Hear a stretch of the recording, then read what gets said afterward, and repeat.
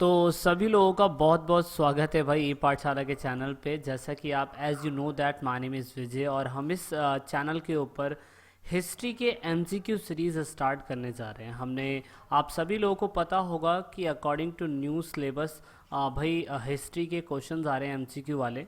हमने 100+ क्वेश्चन की MCQ series before exam start करनी थी। हमने कहा था कि यार 100+ एमसीक्यू क्वेश्चंस आप सभी के लिए आएंगे। वीडियो के पहले पार्ट में हमने 100+ एमसीक्यू क्वेश्चंस में से 50+ एमसीक्यू क्वेश्चंस शेयर करे थे and now this the part 2 of this video. अगर आपने वीडियो का पहला पार्ट देखा हुआ है, अगर आपने पहला लेक्चर अटेंड करा है, तो आप सभी लोगों को अच्छी तरीके से पता होगा कि हम लोगों ने अपने इंस्टाग्राम चैनल के ऊपर बताया था सभी लोगों को। अपने टेलीग्राम के ऊपर हमने जो लास्ट 50 एमसीक्यू क्वेश्चंस करे थे हमने वो भी शेयर करे हुए हैं। आप जाके उसको वॉच आउट कर सकते हैं। इवन जो आज हम इस पार्ट 2 के अंदर लेक्चर अटेंड कर रहे हैं और जो भी हम एमसीक्यू क्वेश्चंस करेंगे वो सारे के सारे हमारे टेलीग्राम के ऊपर आपको फ्री ऑफ कॉस्ट अपलोड मिलेंगे।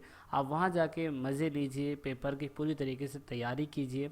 और यहाँ पे इंस्टाग्राम, फेसबुक पेज और साथ में ट्विटर के साथ अगर आप चलाते हैं तो हमारे साथ जुड़ने की आप कोशिश कर सकते हैं। तो भाई आप सभी लोगों को पता है कि टर्म 1 बोर्ड एग्जामिनेशन के हिसाब से क्लास 12th के बच्चों के लिए सैम्पल पेपर के क्वेश्चंस बहुत जगह ढूंढने पड़ जाते हैं।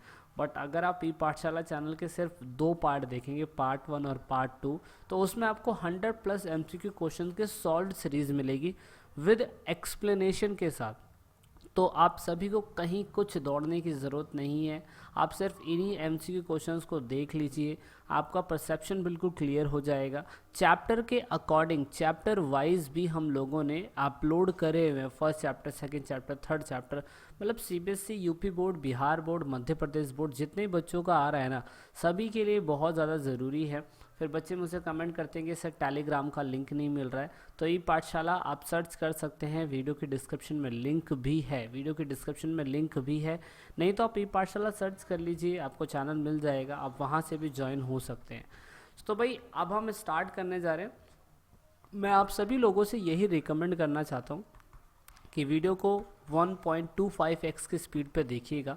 आपको बहुत जल्दी कवर अप करने में आसानी भी रहेगी और बहुत जल्दी आपको बस सुनना है, समझना है, बस और कुछ नहीं देखना है। बस आप कंटिन्यू देखते चलिए, मज़े लेते चलिए। वीडियो का पहला पार्ट देखा है तो वीडियो का दूसरा पार्ट देखने में आपको फ़ायदा होगा। अगर आपने वीडियो का पहला पार्ट नहीं देखा तो पहले आप उसे जाके वॉच आउट करिए। वैसे तो आई बटन पे भी आपको मिल जा रहा होगा, नहीं तो आप देख सकते हैं कि रिसेंटली हमने वो अपलोड करा हुआ है। So let's start the question. Question number 1 है, हड़प्पाई weightage was made of which stone. देखिए ऐसा बोला जाता है कि हड़प्पा के अंदर ना वेट करने के लिए, मतलब वेट करने के लिए भाई, क्योंकि सोना भी था, चांदी भी था, और सोना कह रहा हूँ, गोल्ड तो था ही ना हमारे पास तो उस समय हड़प्पन सिविलाइजेशन के टाइम पीरियड पे, तो उसको तोलने के लिए भी इनके पास छोटे छोटे बाट हुआ करते थे। इवन हमें ग्रेनरीज मिली है यूपी के साइड में, तो हमें कितनी ग्रेनरीज मिली है जहाँ पे अनाज भंडार हमें देखने को मिल सकता है। अभी पीसीएस के एग्ज़ाम के अंदर ये वाला क्वेश्चन आया था कि ग्रेनरीज मिली है तो उसमें वेटेज का सिस्टम होता था या नहीं होता था, तो ऑफ कोर्स होता था। अब लेकिन क्लास 12th के अंदर जितना लेवल आपको बताया जाता है उतना ही तो कवर करने की कोशिश करेगा एग्जामिनर।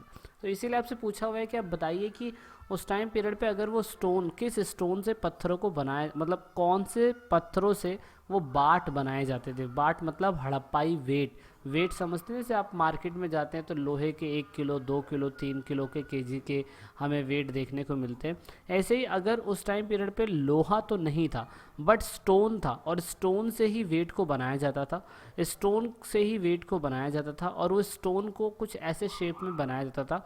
और उस टाइम पीरियड पे एक पत्थर था, उस पत्थर को हम चार्ट बोलते, क्या बोलते, चार्ट। अभी पत्थर देख सकते हैं, इस पत्थर को आपकी बुक में बहुत बहुत ही सटीकली तरीके से बताने की कोशिश करी। सेल कड़ी के पत्थरों से नहीं बनता था, कार्निलियन के पत्थर से नहीं बनता था, बट चार्ट एक पत्थर होता था जिससे वेट बनाया जाता था। ऐसा कहा गया है कि 12,800 केजी के भी 800 केजी के भी पत्थर हमें देखने को मिले हैं। अब वो पता नहीं, न जाने किस चीज़ के लिए इसका इस्तेमाल करते होंगे। Question number 2, first director general of archaeologist survey of India. देखिए बच्चे जिन्होंने पहला पार्ट देखा होगा वो कह रहे हैं सर क्वेश्चन रिपीट हो रहे हैं, तो कुछ कुछ क्वेश्चन रिपीट हो सकते हैं, उसके लिए मैं माफ़ी चाहूँगा। लेकिन आपको क्वेश्चन को वैसे ही लेके चलना जिस तरीके से मैं आपको बताने की कोशिश कर रहा हूँ। वीडियो का पहला पार्ट वॉच आउट कर रखा है तो आपको सेकंड भी समझ में आने लग जाएगा।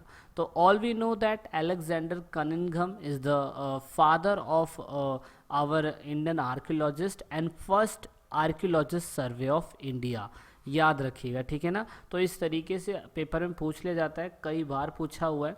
मैंने अपने वीडियो के पहले पार्ट में एक बच्चों से क्वेश्चन भी पूछा था कि आप ये बताइए कि भाई अभी प्रेजेंट टाइम पे कौन सा है, तो बच्चों ने कमेंट भी करा है, मैंने रीड आउट करा था, कमेंट करा था उन लोगों ने।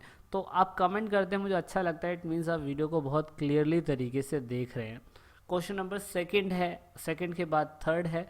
इसमें पूछा हुआ है कि have you met the evidence of field connected with plough, मतलब क्या हमें ऐसा सबूत मिला है कि पूरे के पूरे हड़प्पा सभ्यता के अंदर अगर ये लोग खेती करते होंगे तो हमें कहीं तो सबूत मिला होगा ना कि ऐसे खेतों के लाइनें बनी होंगी, कुछ फसलें उगी होंगी, कुछ ऐसे क्रॉस में बना होगा, कुछ तो बना होगा ना। ऐसे साक्ष्य मिलते हैं या नहीं मिलते हैं? अगर मिलते हैं तो कहाँ से मिलते हैं? तो ये बहुत बार क्वेश्चन आया है।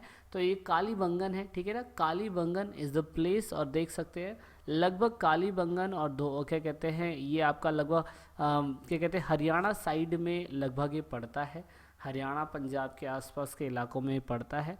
तो प्रेजेंट टाइम पे इसका क्या नाम है, कालीबंगन को प्रेजेंट टाइम पे क्या बोलते हैं, वो भी आपके लिए जानना ज़रूरी हो जाता है, क्योंकि पेपर के अंदर कहीं से कुछ भी पूछ लेते हैं। अगर आप इन फ्यूचर यूपीएससी की या पीसीएस की तैयारी करना चाहते हैं तो मैं कह रहा हूँ कि इन क्वेश्चंस को बिल्कुल डीपली समझिए, कनेक्शन यहीं से होता है, बस लेवल थोड़ा सा टफ हो जाता है, ठीक है।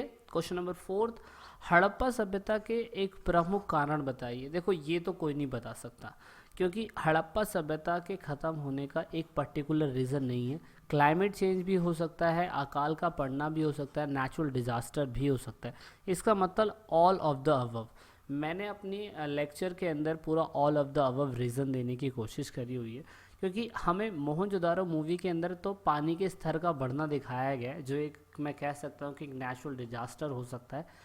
लेकिन हड़प्पा सभ्यता किस वजह से गई है, we don't know about the particular reason, so that is why हम इसमें ऑप्शन फोर्थ जो है वो टिक करने की कोशिश करेंगे, ठीक है। तो भाई ये हो चुका है। क्वेश्चन नंबर फिफ्थ है अब हमारा, which of the following Harappan antiquities are there, यानी कि आपको बताना है कि निम्नलिखित में से कौन सी हड़प्पा की पुरा वस्तुएं होती थी, मतलब सबसे पुरानी चीज़ें कौन सी मिली है। मन के मिले हैं, ऑफकोर्स पुराने होते थे। हमें पैनल्स मिले, स्टोन पैनल्स मिले, ऑफकोर्स मिले हैं। हमें पिक्ड ईंटें मिली है क्या, मतलब पकी हुई ईंटें मिली है क्या, ऑफकोर्स मिली है। तो इसके लिए इसका आंसर सभी है, मतलब ये सारी चीज़ें हमें हड़प्पा सभ्यता के अंदर से मिली थी, जो अपने आप में ही बहुत बड़ी है।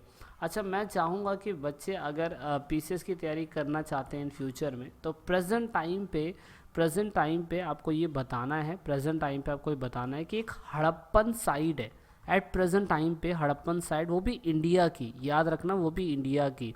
प्रेजेंट टाइम पे अभी इंडिया की एक साइड थी जो हड़प्पा साइड से ही बिलोंग करती थी, और उसको यूनेस्को ने, किसने, यूनेस्को ने इसको वर्ल्ड हेरिटेज साइट्स घोषित करा है। अब वर्ल्ड हेरिटेज साइट घोषित करा तो किस साइट को घोषित करा है, वो you need to answer and you need to comment. और मैं चाहूँगा कि आप ज़रूर फाइंड आउट करिए। हम वी आर वेरी लकी कि अभी यूनेस्को ने उसे विश्व विरासत की संज्ञा दी है, अभी एक साइड को जो हड़प्पा साइड से बिलोंग करती थी और इंडिया में है वो, ठीक है। तो इसलिए आपके लिए ज़रूरी है। क्वेश्चन नंबर 6 है हमारा, मिट्टी के हल का प्रतिरूप कहाँ से मिलता है। मतलब हमें ना खिलौने मिले थे, खिलौने मिलने से हमें पता चला कि हमें सॉइल फ्लो मॉडल कहीं से मिला था, और उससे हमने अंदाज़ा लगाया कि शायद से ये लोग क्या कहते हैं खेती करने के लिए क्या कहते हैं हल का इस्तेमाल करते। तो हमें चौलिस्तान और बनावली के अंदर से ऐसे प्रूफ देखने को मिले हैं, ठीक है। चौलिस्तान और बनावली, चौलिस्तान पाकिस्तान है, बनावली आपका क्या कहते हैं हरियाणा, ठीक है। तो ये आपने याद रखना है। क्वेश्चन नंबर अब हमारा 7th है, नहर के कुछ अवशेष किस देश या राज्य से प्राप्त हुए थे। क्योंकि खेती करने के लिए हमें पानी चाहिए, और पानी उस टाइम पीरियड पे बहुत भरमार था, लेकिन नदियां हर जगह तक नहीं पहुंच सकती थी, इसलिए कैनाल्स और एम्बैंकमेंट बनाए जाते थे जहां पे पानी को स्टोर किया जा सकता है। तो ऐसे ऐसे हमें सबूत कहाँ से मिले थे, हमें सौदेगाही के अफगानिस्तान जैसे प्लेसेस से मिले थे। मतलब वैसे तो हमें धोलावीरा में भी मिले थे, धोलावीरा में मिले थे, लेकिन इसमें ऑप्शन जो करेक्ट है ना वो शोतोगाई अफ़गानिस्तान का है ना। वैसे भी अफ़गानिस्तान आज की डेट में अपने डूरंट लाइन की वजह से बहुत फेमस चल रहा है। डूरंट लाइन के ऊपर भी हमने वीडियो करी हुई है कवर। आई होप आपने वो डूरंट लाइन वाला विषय देखा होगा तालिबानियों का। ठीक है, क्वेश्चन नंबर 7 के बाद 8th है, आपको बताना है फाइनेंस टी रिसीट, मतलब हमें फाइनेंस वाली चीज़ें, जो महंगी वाली चीज़ें थी वो कहाँ से प्राप्त हुई थी, कहाँ से प्राप्त हुई थी? ऑफ कोर्स हड़प्पा और मोहनजोदारो से। हड़प्पा और मोहनजोदारो इसीलिए हुई थी क्योंकि अगर आप देखने की कोशिश करें तो यहाँ पे मोहनजोदारो और हड़प्पा जो है ना पूरी तरीके से ऐसी प्लेस थी जहाँ से हमें उनके सोशल लाइफ के बारे में पता चलता था। अब क्वेश्चन नंबर 8 का आंसर पहले ही आ गया है, ठीक है, वो मैं माफ़ी चाहूँगा कि क्वेश्चन नंबर 8 का आंसर पहले ही आ गया है। लेकिन इसमें ना एक इंटरेस्टिंग पॉइंट मैं आपको ये बताना चाहता हूँ कि seal was discovered at the Harappan by which archaeologist. ये दयाराम साहनी में आंसर इसीलिए है कि इन्होंने पहले ये व्यक्ति थे जिनको मोहरें मिली थी, याद रखना मोहरें मिली थी, मोहरें मिली थी और मोहरों से अंदाज़ा लगाया गया, पहली मोहरें मिली थी इनको और इन मोहरों पे कुछ लिखा हुआ था, कुछ एनिमल्स की तस्वीरें बनी हुई थी। शुरुआती समय में लोगों को नहीं पता चला था और ये मोहरें जब मिली थी ना, मोहरें कौन से ईयर में मिली थी वो मैंने अपनी वीडियो में बताया हुआ है, डिस्कशन करा हुआ है आप लोगों से, तो वो ज़रूर फाइंड आउट करिएगा। और उसके बाद क्या कहते हैं, एस एन रॉय ने आपको पता है बुक लिखी थी, वो हमने वीडियो के पहले पार्ट में देखा था। जॉन मार्शल बाद में जाके डायरेक्टर जनरल एएसआई के बने थे, है ना। तो रखलदास बनर्जी और दयाराम साहनी दो इंडियंस थे जिन्होंने सबसे पहले सीलों को ढूंढा था, यानी कि मोहरों को ढूंढा था। और यहाँ पे Dayaram Sahni is the first person. Year कौन सा था वो जानना ज़रूरी है।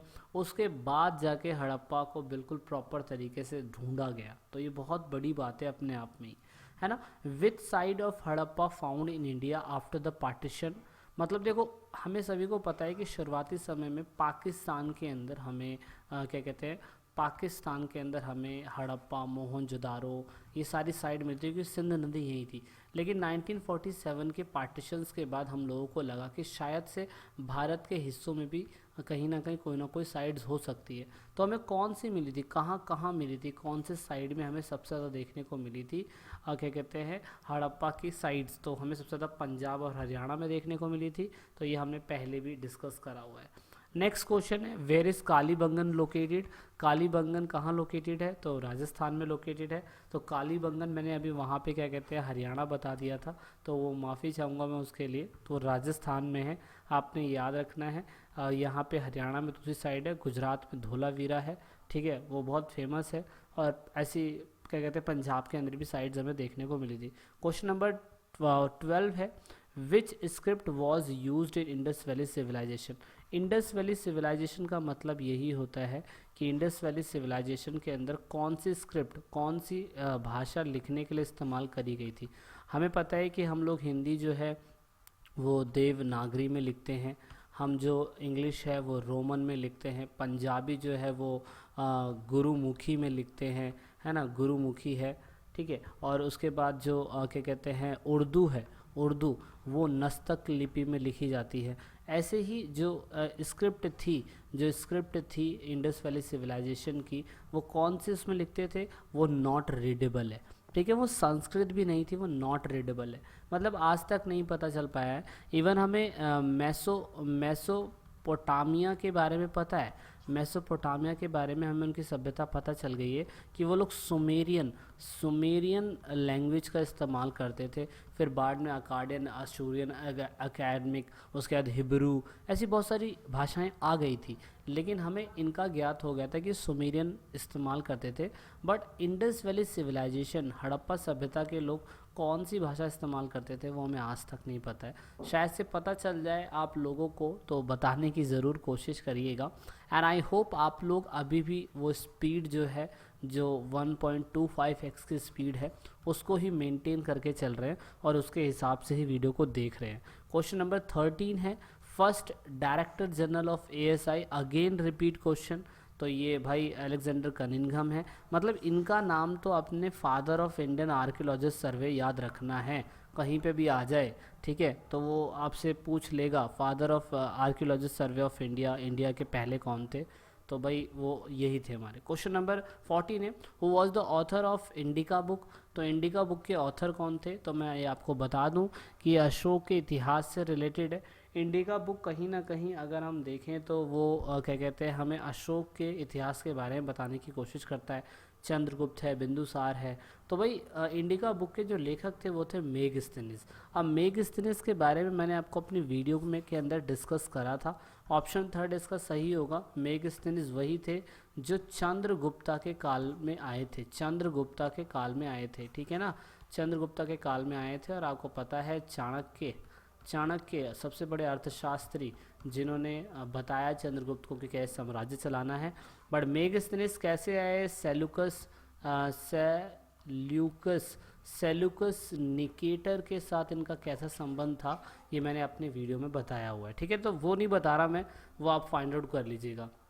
Question number 15, who introduced the doctrine of dhamma. Dhamma सबसे पहले किसने बनाया था, तो ऑफकोर्स धम्मा अशोका ने बनाया था। वी हैव अंडरस्टूड दैट कि भाई बैटल ऑफ क्या कहते हैं, battle of Orissa, sorry battle of Orissa करो, बैटल ऑफ कलिंगा, कलिंगा का युद्ध अगर आपको पता हो, कलिंग का युद्ध पता हो, तो उस कलिंग के युद्ध के पास 1.5 से 2 लाख लोग मारे गए थे, ऐसा लोगों का मानना है। आंकड़े इतने बताते हैं, बुक्स बताती है अशोक वेदना करके, तो वो बुक्स बताती हैं कि अशोक ने उसके बाद क्या कहते हैं बुद्ध धर्म अपना लिया था।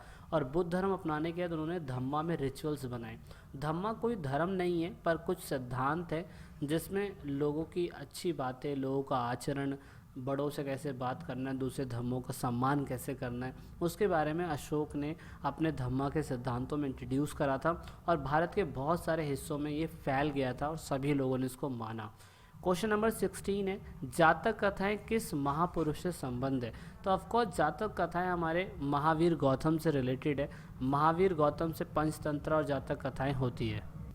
तो ये क्वेश्चन नंबर 16 जो है पूरी तरीके से आपको ये बताने की कोशिश करता है जातक कथाएं। एक्चुअली जातक कथाएं जिसमें हमेशा कहीं ना कहीं गौतम बुद्ध को किसी न किसी तरीके से रिप्रेजेंट करने की कोशिश करी जाती है।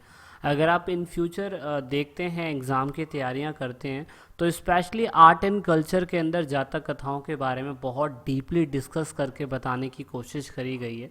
तो इसीलिए थोड़ा बहुत एनसीईआरटी आपको रिलेट कर देता है ताकि आप जातक कथाओं के बारे में इन फ्यूचर पढ़ सकें। बचपन में आपने बहुत सारी जातक कथाएं पढ़ी होंगी, जिसमें से हमने क्लास 12th के अंदर इसके बारे में डिस्कस भी करा था कि किस तरीके से जातक कथाओं में बताया जाता था कि एक राजा किस तरीके से रात में अपने राज्य के अंदर जाता था और राज्यों जो स्टेट्स के लोग होते थे उनसे जानने की कोशिश करता था दिन के टाइम पीरियड के अंदर कि लोग राजा के बारे में क्या परसेप्शन जानना चाहते हैं या राजा को किस तरीके से मानते थे, राजा भेष बदल के जाया करता था। तो ये सारी चीज़ें हमें सिखाने की कोशिश करती है। अब क्वेश्चन नंबर 17 है हर्ष चरित्र, ठीक है ना। हर्ष चरित्र की रचना किसने करी थी, तो हर्ष चरित्र राजा हर्ष जो है, हर्षवर्धन बोल दीजिए, हर्ष बोल दीजिए, उनके बारे में उनकी लाइफ के ऊपर रचना करी गई थी। और रचना करने वाले जो व्यक्ति थे वो बाण भट्ट थे। बाण भट्टाचार्य या बाण भट्ट आप इन्हें बोल सकते हैं। बाण भट्ट एक ऐसे व्यक्ति थे जिन्होंने हर्ष चरित्र क्या कहते हैं, हर्ष चरित्र यानी कि हर्ष के ऊपर पूरी तरीके से स्टोरी लिखी थी। इस स्टोरी के अंदर काफ़ी कुछ बताने की कोशिश करा गया है उनके लाइफस्टाइल के बारे में, उनके बिहेवियर के बारे में, किस तरीके से वो व्यक्ति थे, सारी चीज़ें। मुझे लगता है कि कभी कभार ये question out of the syllabus भी हो सकता है। आई थिंक ये क्वेश्चन इतना इम्पॉर्टेंट नहीं होगा, लेकिन because it is a part of 100+ MCQ questions, so that is Y I contain this question also. Okay, ठीक है, तो कोई नहीं, कभी कभी क्वेश्चन हो जाता है। नेक्स्ट क्वेश्चन, ये क्वेश्चन मुझे लगता है पेपर के पॉइंट ऑफ व्यू से बहुत इंपॉर्टेंट है। फर्स्ट गोल्ड कॉइन इंडिया के अंदर सबसे पहले जारी करने वाले कौन थे। याद रखिएगा, यूज़ करने वाले, जारी करने वाले, दोनों में बहुत अंतर है। देखिए, शाक लोग इंडिया से नहीं, इंडिया के बाहर के थे। सातवाहन डेक्कन्स के आसपास में रहते थे और इन लोगों ने क्या कहते हैं सिक्के चलाए थे। पर किसके क्या कहते हैं आपके स्पेशली कांच के सिक्के चलाए थे, ठीक है ना। कांच के सिक्के चलाने वाले व्यक्तियों में से ये थे। लेकिन यहाँ पे सीक्रेट रूलर लिखा हुआ है, यानी कि सीक्रेट का मतलब गुप्ता है, ठीक है ना। यहाँ पे गुप्ता शासकों ने नहीं चलाए थे, कुषाणों ने चलाए थे। ये कुषाण लोग वही थे, याद करिए, जिसके बारे में हमने बताया था कि कुषाण लोगों के कुछ लोग चाइना से भाग के आए थे इंडिया के अंदर, और ये लोग मथुरा के आसपास, उत्तर प्रदेश के आसपास आके रहे। और कुषाणों के जो सामंत थे वो गुप्तास थे, यानी कि कुषाणों का वंश खत्म होने के बाद गुप्ता लोग आ गए थे। और जब गुप्ता लोग आ गए थे तो गुप्ता लोगों ने सोने के सिक्के का भरपूर इस्तेमाल करा। तो चलाने वाले कुषाण थे पर इस्तेमाल करने वाले ज़्यादा गुप्ता थे। और समुद्रगुप्त के टाइम पे तो सोने के सिक्के अपने बहुत ही हाई लेवल पे थे, तो वो आपको जानना ज़रूरी है। नेक्स्ट क्वेश्चन है सेठी। आप देखिए, बहुत से ट्रैवलर्स होते हैं जो एक प्लेस से दूसरे प्लेस पे माइग्रेट हो जाते हैं, मतलब बिजनेस करने के लिए, सामान को बेचने, लाने, ले जाने के लिए। तो उस टाइम पीरियड पे सेठी वर्ड एक तरीके का, मैं कह सकता हूँ कि एक प्रकृत शब्द हो सकता है, या मैं कह सकता हूँ पाली भाषा में इस्तेमाल करने वाला शब्द हो सकता है। पर आज की डेट में अगर हम बोले तो हम आपने देखा होगा हिंदी के अंदर हम बहुत से लोगों को सेठ आदमी बोलते हैं, सेठ लोग हैं भाई, ये लोग पैसे वाले हैं। तो इस तरीके से आपको वैसे ही पता चल जाता है कि सेठी वर्ड उस समय पे बड़े बड़े मर्चेंट्स के लिए, यानी कि रिच बिजनेसमैन के लिए, धनी व्यापारियों के लिए इस्तेमाल में लाया जाता था। क्वेश्चन नंबर 20 है।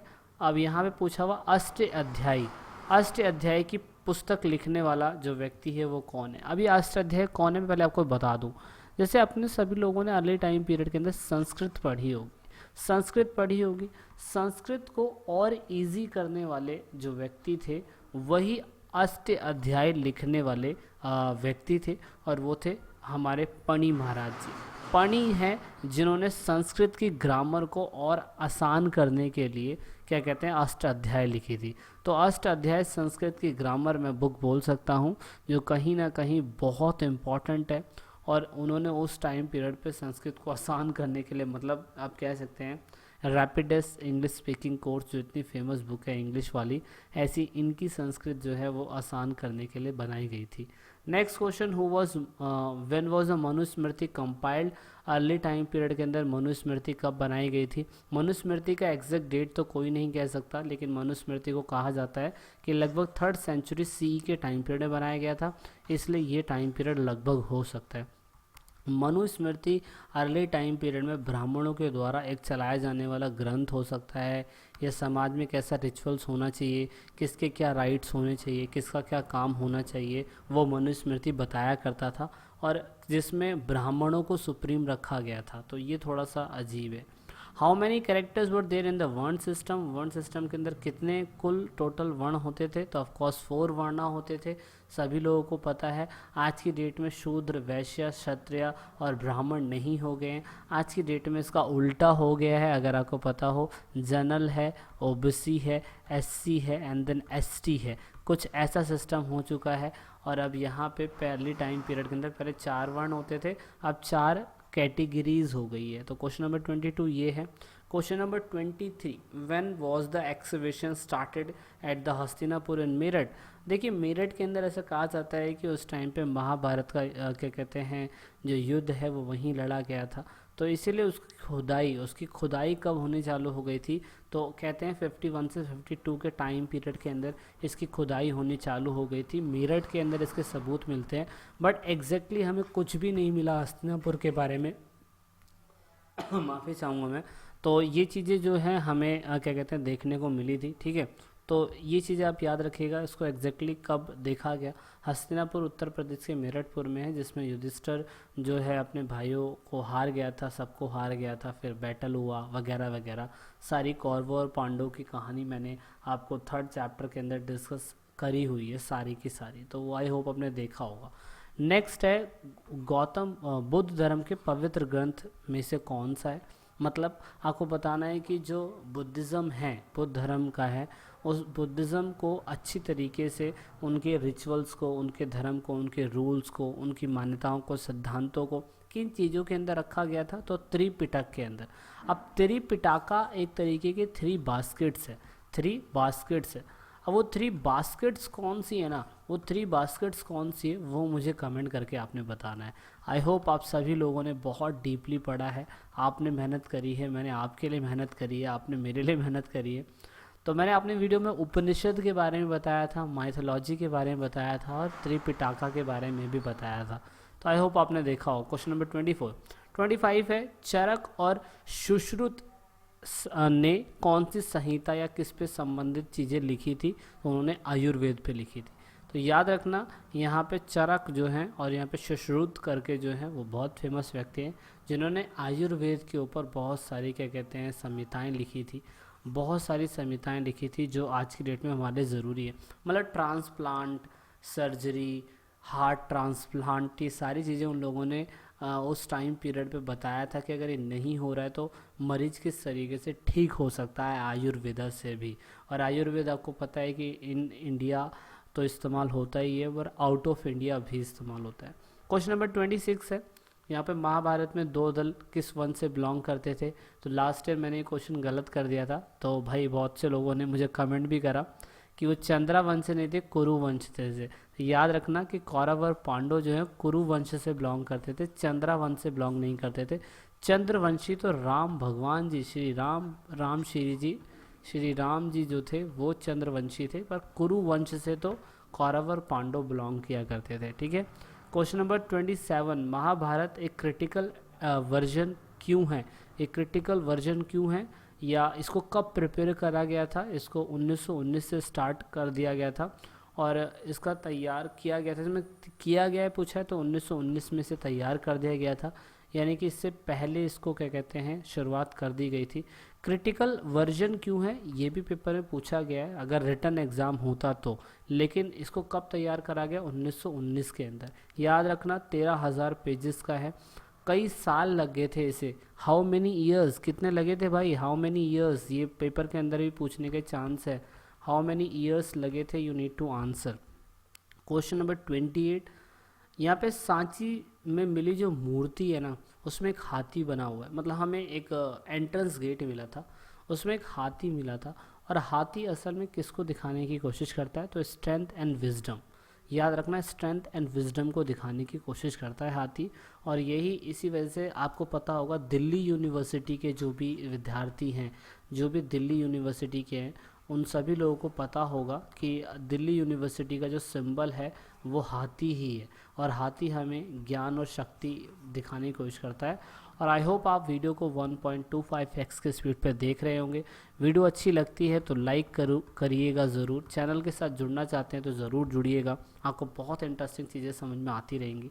नेक्स्ट क्वेश्चन है, सांची को विश्व विरासत स्थल कब घोषित करा गया? मतलब पहले भी करा गया था और अभी रिसेंटली मैंने बताया था ना कि हड़प्पा सभ्यता की किसी साइट को विश्व विरासत घोषित करा गया है, तो वो सांची को 1989 के अंदर यूनेस्को ने इसको क्या कहते हैं, इसको वर्ल्ड हेरिटेज साइट्स घोषित करा था। तो अपने आप में ये बहुत बड़ी बात है।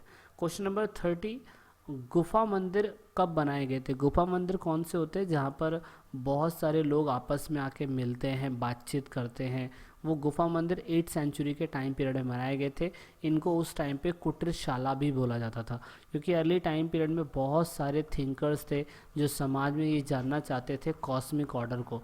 कॉस्मिक ऑर्डर वही होता है कि इंसान पैदा हुआ, मर गया, खा रहा पी रहा है, असल में इसके पीछे रीज़न क्या है, इंसान ढूंढ के आ रहा है, इंसान ढूंढना क्या चाहता है। तो वो उन थिंकर्स ने अपने मिलने के लिए केव टेम्पल्स बनवाए थे, और केव टेम्पल्स को 8th सेंचुरी के टाइम पीरियड में सातवाहनों के द्वारा, गुप्तास के द्वारा, कुषाणों के द्वारा और बहुत से लोग थे जिनके द्वारा बाद में बनवाया जाना शुरू कर दिया गया था। क्वेश्चन नंबर 31 है, जैन धर्म में कौन सा सिद्धांत भारतीय सोच पर अपनी छाप को छोड़ा है? मतलब जैन धर्म में बहुत सारी चीज़ें हैं, मतलब एक नहीं है, बहुत सारी चीज़ें, पर इंडियंस के लाइफ में कौन सी चीज़ सबसे ज़्यादा इम्पोर्टेंट है जो गांधी जी ने भी अपनाई थी? अहिंसा। याद करिए, मतलब हमारा तो देश आज़ाद ही इसी बेस पे हुआ था, अहिंसा के ऊपर, है ना। गांधी जी का कहना था कि अगर एक आँख के बदले दूसरी आँख मांग ली जाएगी तो देश अंधा हो जाएगा, और इनके हिसाब से अहिंसा जो है सबसे बड़ा पाप है। इसलिए मुंह के ऊपर कपड़ा इसलिए रखते थे कि अगर इनके मुंह में मक्खी भी घुस जाती है और गलती से खा भी लेते हैं उसे, तो उनको लगता है कि यार वो भी कहीं ना कहीं बाय मिस्टेक हुआ है और हमें नहीं करना चाहिए था वो। क्वेश्चन नंबर 32, मैं चाहता हूँ कि ये वाला क्वेश्चन का आंसर आप खुद से करिएगा, ठीक है। तो ये वाला क्वेश्चन का आंसर वैसे तो यहाँ पता चल जाएगा, लेकिन आप इसको एक्सप्लेन करिएगा मेरी तरफ से, ठीक है। Question number 33, when was the Indian museum establish in Kolkata. अभी इंडियन म्यूजियम कोलकाता के अंदर इस्टेब्लिश ही क्यों हुआ, याद करिए। मैंने बताया था कि भाई बैटल ऑफ प्लासी 1757 के अंदर लड़ी गई थी, और बैटल ऑफ प्लासी 1757 में लड़ने के बाद इन्होंने बंगाल को कैप्चर कर लिया था। बंगाल को जब कैप्चर कर लिया तो बंगाल पहला ऐसा स्टेट बना था ब्रिटिशर्स का जहाँ पे सबसे पहले इन लोगों ने चीज़ों को इस्टेब्लिश करना चालू कर दिया था। ब्रिटिशर्स ने सबसे पहले कोर्ट भी वहीं बनाए, सबसे पहले म्यूज़ियम भी वहीं बनवाए, सबसे पहले कुछ भी चीज़ बन रही थी वो बंगाल में ही बन रही थी, क्योंकि अंग्रेज़ों ने सबसे पहले यहीं पे कैप्चर करा था। बट आपसे डेट पूछ लिया है कब हुआ था, तो 1814 के अंदर, 1814 में, क्योंकि 1757 की बैटल के बाद लगभग उन्होंने धीरे धीरे बंगाल को कैप्चर करना चालू कर दिया था।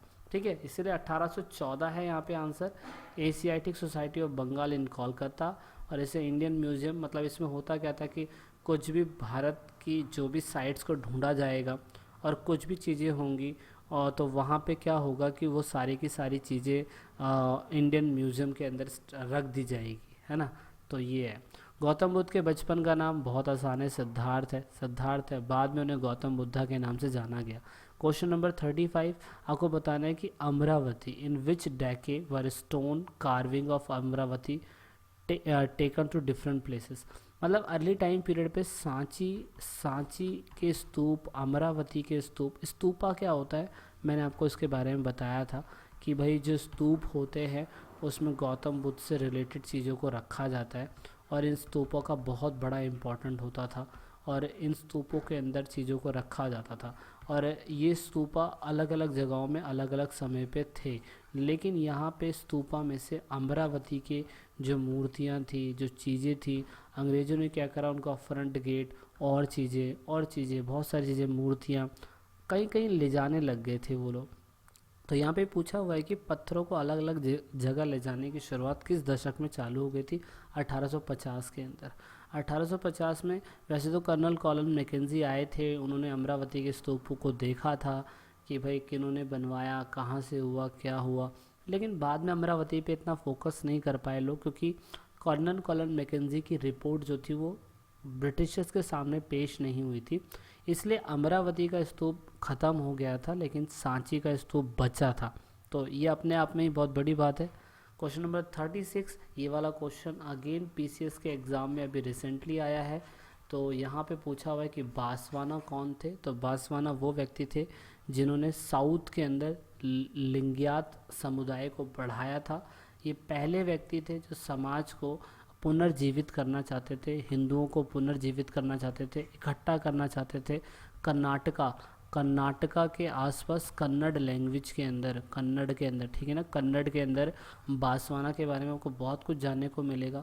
इन्होंने लिंगायत, जो आप शिवलिंग की पूजा करते हैं ना, उसकी पूजा की शुरुआत सही तरीके से इन्हीं के टाइम पीरियड पे शुरू हुई थी।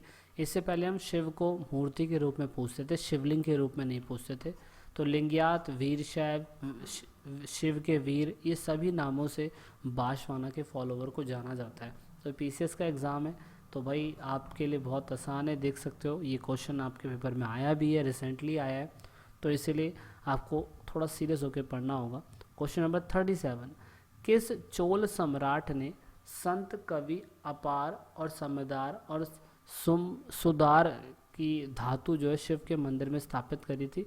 तो प्रतांग प्रथम करके इन्होंने स्टैब्लिश करी थी। क्वेश्चन नंबर 38, वो was the 10th Guru of Sikh के 10th गुरु गुरु गोविंद सिंह।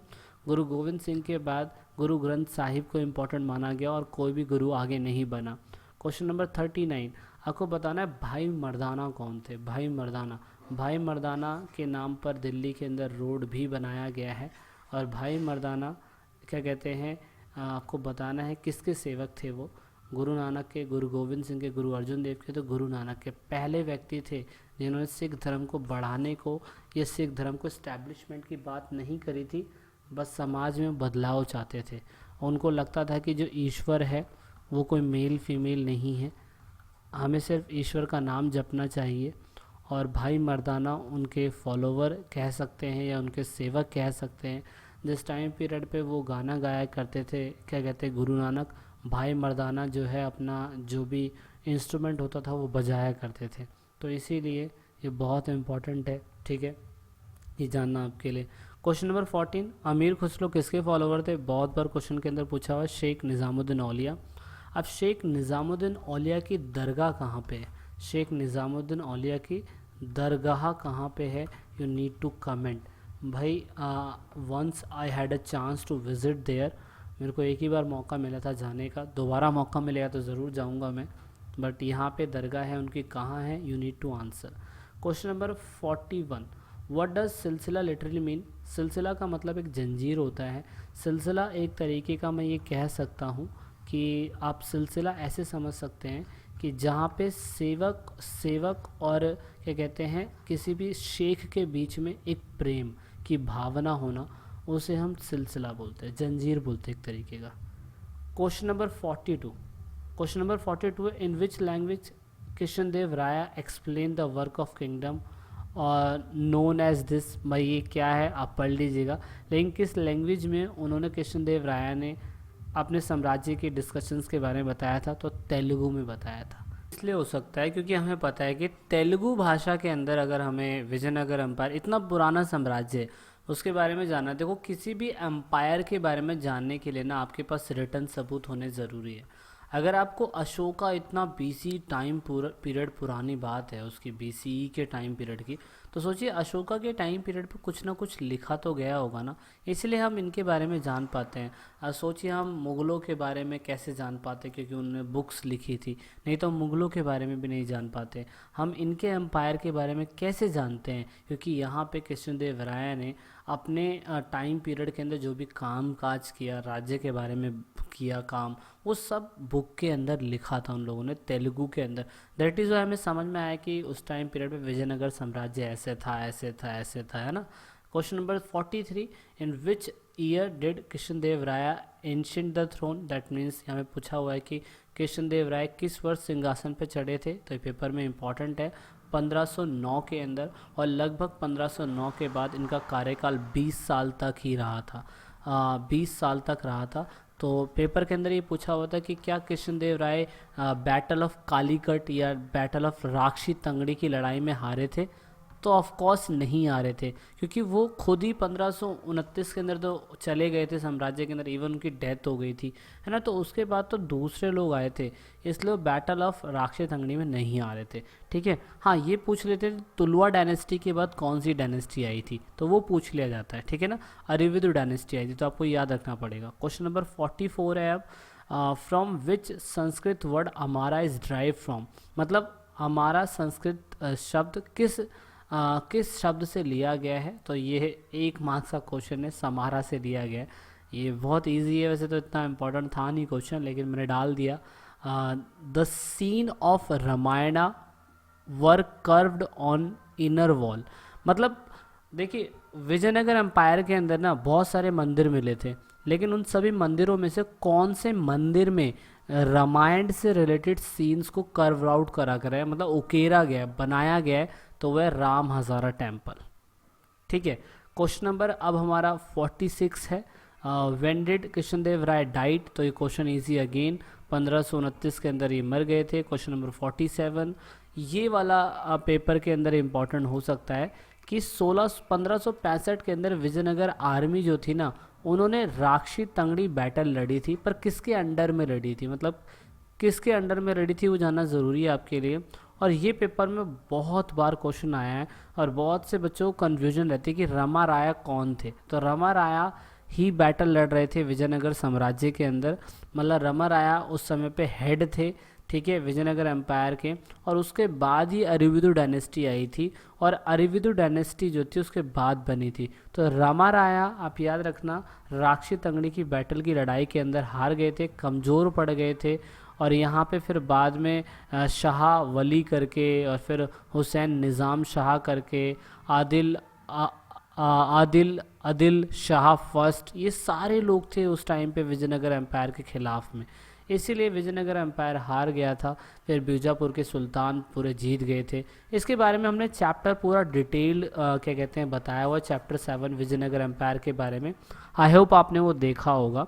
क्वेश्चन नंबर 48 है अब हमारा, which Portuguese travel jointly called the audience hall and Mahanavami Dibba as विजय सदन? मतलब एक पुर्तगाली यात्री आया था विजयनगर एम्पायर के अंदर और उसने ऑडियंस हॉल और महानवी डब्बा दोनों को विजय सदन का नाम दिया था। और सदन का नाम देने वाला डोमिंगो पेस करके व्यक्ति था जो उस टाइम पीरियड पे आया था और उसने इसको विजय सदन का नाम दिया था। उसके हिसाब से इसको ऐसा लगता था कि राजा से मिलने के लिए, राजा से बातचीत करने के लिए लोग विजय सदन में आते होंगे। मेरा नाम भी विजय है वैसे तो, खैर मतलब विजय सदन में आते थे लोग सभागृह के अंदर और लोग राजा उनसे बात करा करता था। क्वेश्चन नंबर 49 है द रुइन और हड़प्पाई were brought at the light of 18th century by, मतलब अर्ली टाइम पीरियड पे आप तो विजयनगर साम्राज्य बोलते हैं लेकिन बहुत सालों तक लोग उसे हम्पी बोला करते थे। और हम्पी को प्रकाश में लाने वाला 18वीं शताब्दी के अंदर 18th सेंचुरी में कौन था? कर्लन कॉलन मैकेंजी। कर्लन कॉलन मैकेंजी थे जिन्होंने क्या कहते हैं लेके आए। सो गाइज ये 49 क्वेश्चन है। पार्ट 1 के अंदर हमने लगभग 50 प्लस क्वेश्चन करे थे and this is the part 2 और आई होप आप सभी लोग मेरी इस मेहनत से थोड़ा सा इम्प्रेस हुए होंगे। तो 100 प्लस MCQ क्वेश्चंस का मैंने वादा करा था कि मैं सारे सब्जेक्ट्स का लेके आऊँगा। पॉलिटिकल का हो गया, हिस्ट्री का हो गया है, जियो का भी होगा, ठीक है, और इको का भी लाने की मैं कोशिश करूँगा। तो अगर आप चैनल पे नए हैं जुड़ने की कोशिश करिएगा, वीडियो अच्छी लगती है तो लाइक करिएगा। बाकी जितने और क्वेश्चंस हैं मैं अपने टेलीग्राम चैनल के ऊपर शेयर कर दूंगा, ठीक है। और ये बहुत सारे क्वेश्चंस और भी थे, ठीक है, 45 43 समथिंग है। इतने बहुत होते हैं यार, है ना, इतने बहुत होते हैं। तो बाकी हम मिलते हैं वीडियो के अगले पार्ट में। अगर आप चैनल पे नए हैं तो भाई लास्ट स्लाइड आप देख लीजिएगा कि thanks for watching the video in the last. और आप सभी लोग आदाब, गाज़ियाबाद रहें, टेक केयर, पेपर बेस्ट देने की कोशिश करिएगा। आप इन फ्यूचर PCS UPSC की तैयारी करते हैं तो 12th क्लास को बहुत सीरियसली लीजिएगा, ठीक है। वीडियो को एंड तक देखने के लिए बहुत बहुत धन्यवाद। और बाकी प्यार दे प्यार ले, जीवन का आधार यही है, ठीक है। So this is it in this video and let's meet in another lecture. So okay, tata, bye bye.